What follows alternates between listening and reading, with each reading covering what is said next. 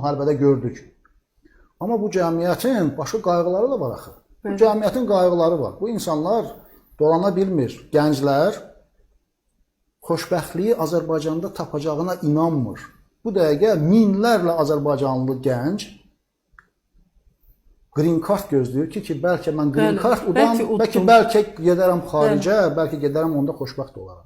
Minlərlə gənc xaricə getmək üçün, xaricə işləməyə getmək üçün, mühacirətə getmək üçün yollar axtarır və bilirsiniz ki, Azərbaycan qeyri-demokratik ölkə sayıldığı üçün Azərbaycan gənclərinin üz tutduğu Avropa ölkələrində Azərbaycana qarşı viza rejimləri kifayət qədər sərtdir.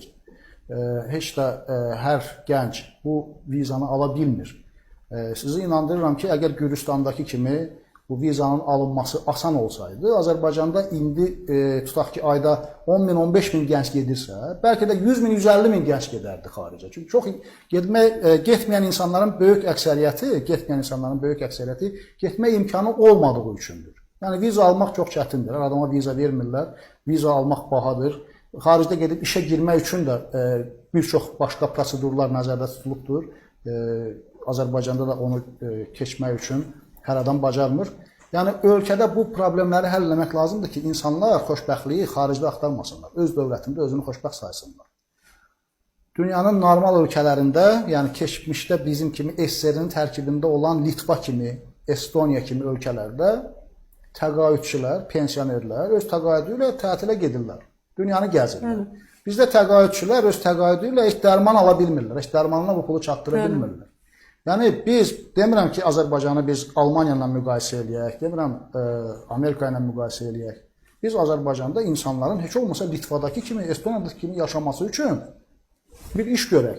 Ermənistanda hətta bəyənmədiyimiz, məğlub etdiyimiz Ermənistanda İnsanların minimal əmək haqqı Azərbaycanla bərabərdir, orta aylıq əmək haqqı Azərbaycandan biraz yüksəkdir. Heç bir təbii sərvəti yoxdur. Heç bir təbii sərvəti yoxdur, əksinə nefti, qazı kənardan alır və o büdcəsinin xeyli hissəsini də buna xərcləyir. Biz neftdən, qazdan gəlir əldə edirik. Onlar isə əksinə bunun üçün də pul xərcləyirlər. Amma bu ilə belə, yəni o balaca, o zəif dövlət belə, yəni öz vətəndaşını daha yaxşı yaşadır.